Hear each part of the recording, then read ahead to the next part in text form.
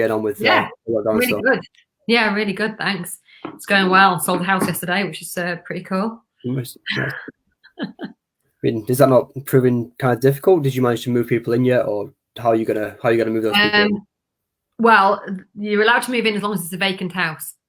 So as Yeah, long as nobody's lived there before. So nobody lives there at the moment. I think it should be fine. yeah, sure. Anyway, you ready to jump into questions and the Yeah. Sorry, I didn't realize we were live already. I do apologise. Yeah, oh, no worries, it's fine. Nobody's watching right now anyway, so yeah. I mean, how are you adapting with AshdownJones, your estate agency, for the lockdown and everything like that? Yeah, it's been a strange time, but I think we've so far handled it well. We have got 7 staff on furlough, which is just inevitable. Nothing we can do about it. And but we're keeping in touch with them all the time. They're doing a few voluntary bits and pieces, but just stuff that they can get on with.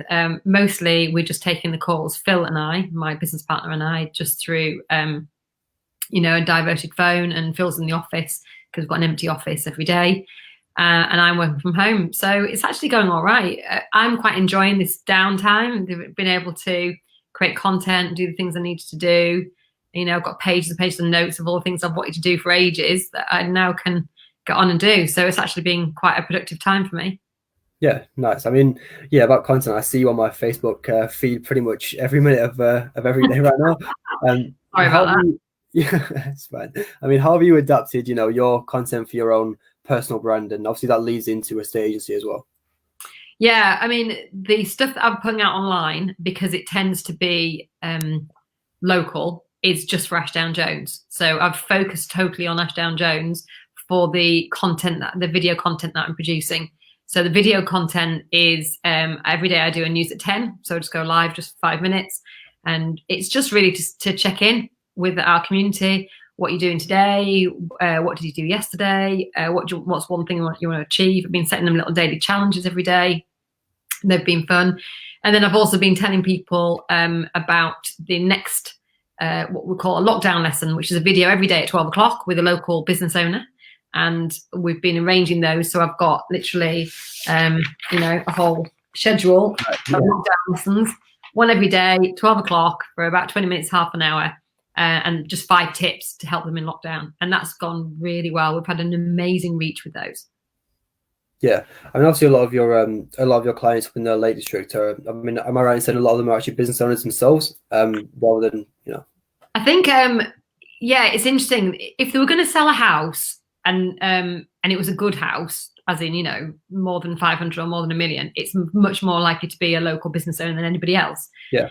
But our buyers come from out of area.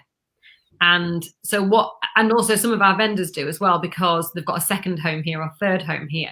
So what we find is that the best use, if you like, commercial use of our local community is a referral network.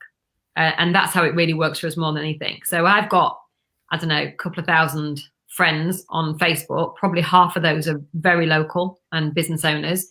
I also run a marketing club. We meet once a month, and there's about 350 members in that. Right. And I'm very active in the community locally. Do lots and lots of stuff in the community and lots of networking and good friendship circles. So that's who I'm appealing to, really, those kind of circles of people. And it all starts with your local business community. I think as an agent, if you're not plugged into your local business community, you're missing a huge opportunity. And that's something that Phil's always struggled with. I think because he's, you did an interview with Phil last week, didn't you? He's younger than me. He's half my age, as he keeps pointing out. He's also my son-in-law, for anybody who's listening that doesn't know that. And he's, I think he struggles with the idea of making strong connections locally. So he focuses on what he's good at, which isn't really that. And I focus what I'm good at, which is networking and, being the public face of the business. Yeah, so obviously a lot of your content and live streams on Facebook during lockdown, the lockdown lessons, they're very much to build up relationships with local people and local businesses, especially, that can tie into that kind of referral network. Yeah, exactly right. Yeah, and we've got some great businesses on there. We're up to number 11, I think, so far. In fact, I was just speaking to an agent this morning from Cheshire, and he does something very similar that he's borrowed off me, and he calls it lockdown lowdown. which I think is a Right. good Okay. idea. And he says he's going to continue his afterwards. So I'm certainly not going to do one a day because they are very time consuming. But I could easily do something every week, you know. And the other thing is that these local business owners are so grateful for being, you know, A, getting out of their comfort zone and getting live, which they've probably never done before, and B, being able to promote their businesses in the way that they do. So I've got a few little rules with them, but one of them is that they have to give away a free offer at the end, and that's what they do. Okay. Yeah. Okay. Yes. So is your marketing efforts, I mean, obviously in terms of personal brand and also AshdownJones as well right now, is that obviously focused more for brand awareness and building relationships or for business generation as well? I don't really believe in brand awareness. Certainly not as an outcome. I believe in it. I think it's, and Phil always says this is a byproduct of everything that you're doing right. So if you do everything right, your brand will be aware. You know, people will be aware of your brand. If I go shopping and somebody sees me who doesn't know me personally, chances are if they're in, you know, the local community, they'll know of me and they'll probably recognize my face.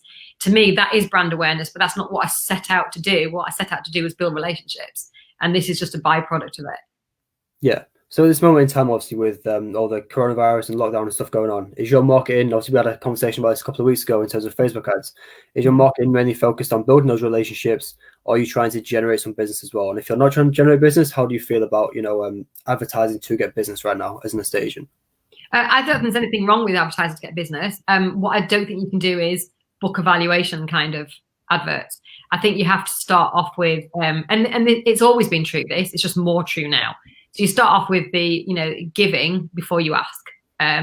And, you know, everything that we're putting out at the moment, we've just put out something this morning that I spent all day yesterday on, which is like what I've called a decision tree for estate agents. If anybody wants to see it, don't take it, but they can go and have a look on AshdownJones.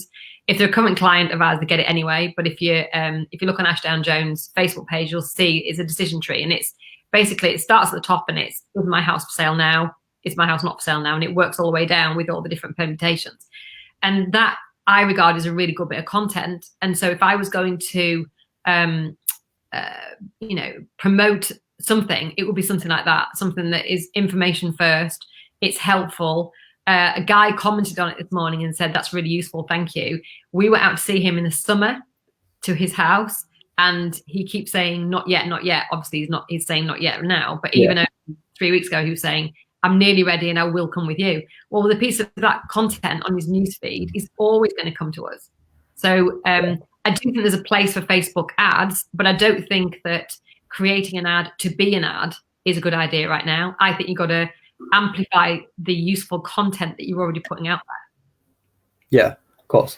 I mean, more about giving value rather than just trying to get people's information and just get leads as such, because there's not all that much you can do with leads right now. It's not like you can go around there and value that house and list it on the market. It's pretty difficult to do that. So yeah.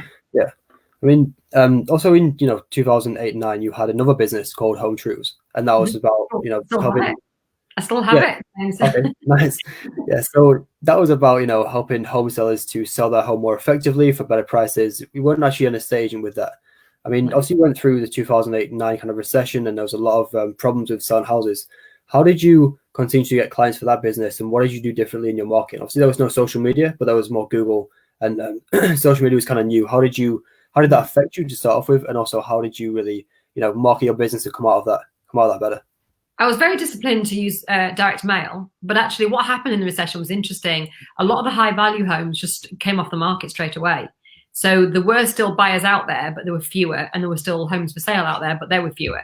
So actually my market was still there. I just had to hunt harder for it.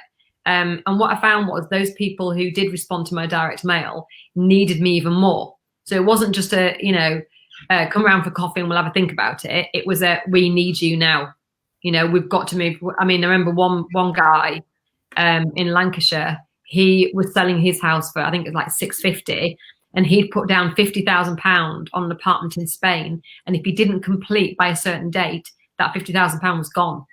So he needed to sell regardless of the recession. He didn't want to lose 50,000. So we worked on making his house much more saleable in every way we could do, and worked with the local agent to get it sold, and it sold. So I think that in a recession or a time where the demand and supply are far less, you've got to just hunt harder for your market, and you've got to do it in a a cleverer way. But the best thing about a time like that is all your competitors will be locked down.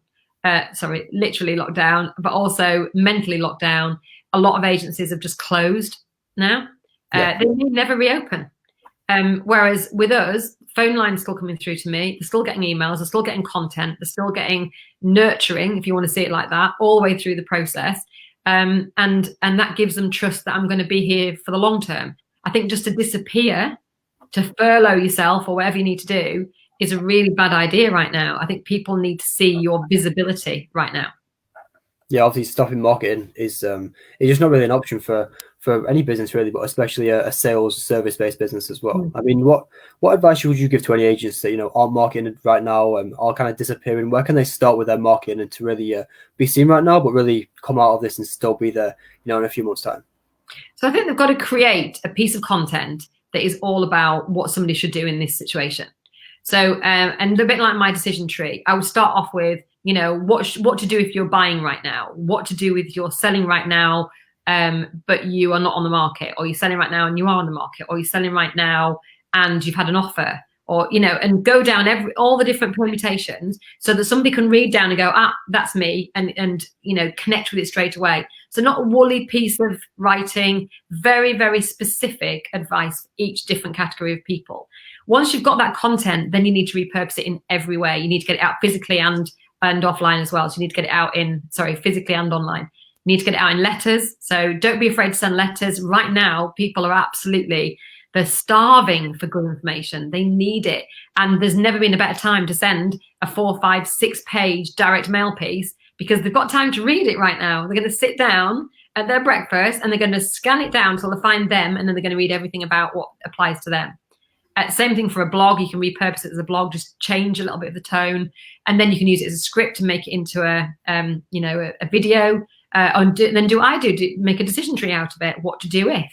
And you could just do so much of this. You could just, you know, you could take that to the nth degree. I've also taken pieces of it and then repurposed them. I've taken pieces of it and put them on graphics. So it's the same piece of content. You're not working any harder. It's a decent piece of content. It's probably about 1,500 words, but it's, you know, it's what people need to know right now.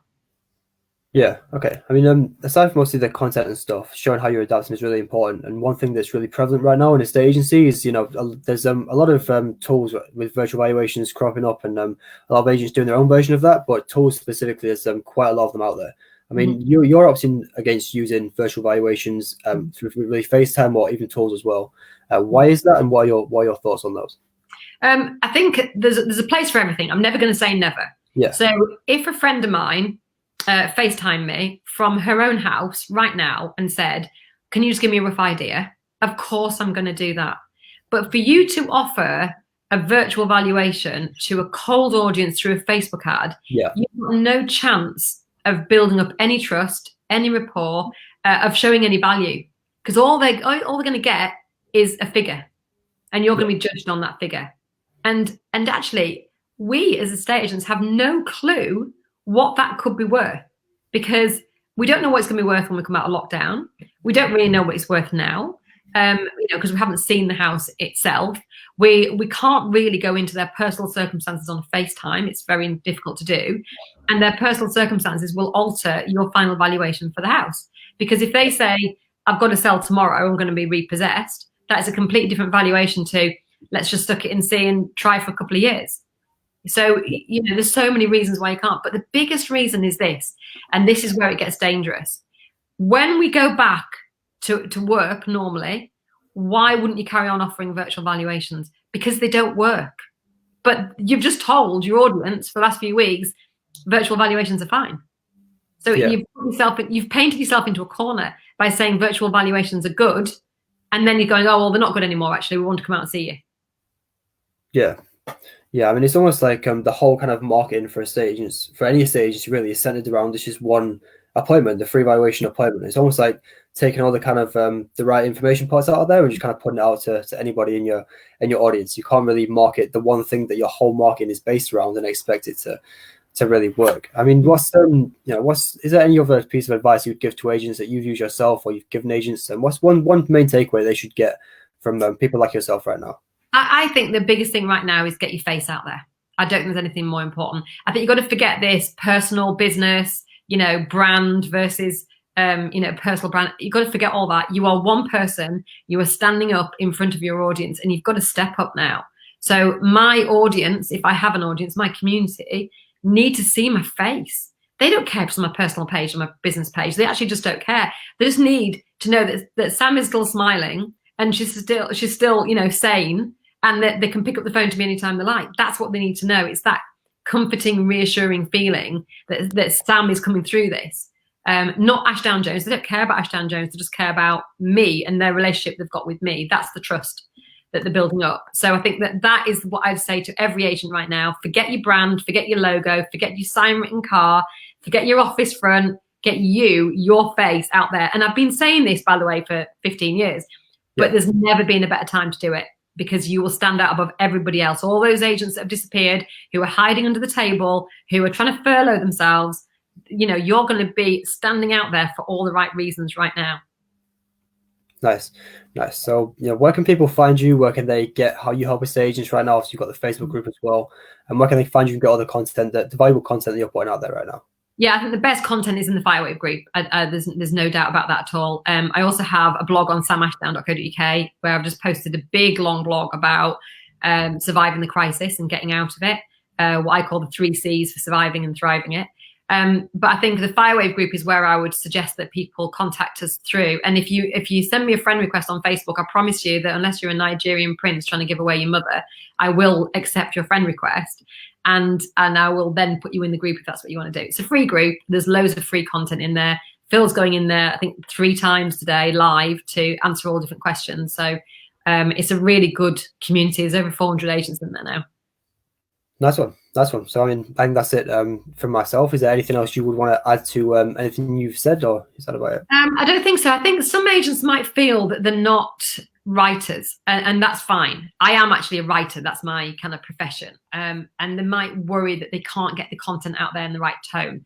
There's a couple of things really. One is obviously you can use a paid service like ours to do it. And at the moment, it's never been cheaper. We've just slashed prices by half for the next 3 months. So a bit of a plug for us there.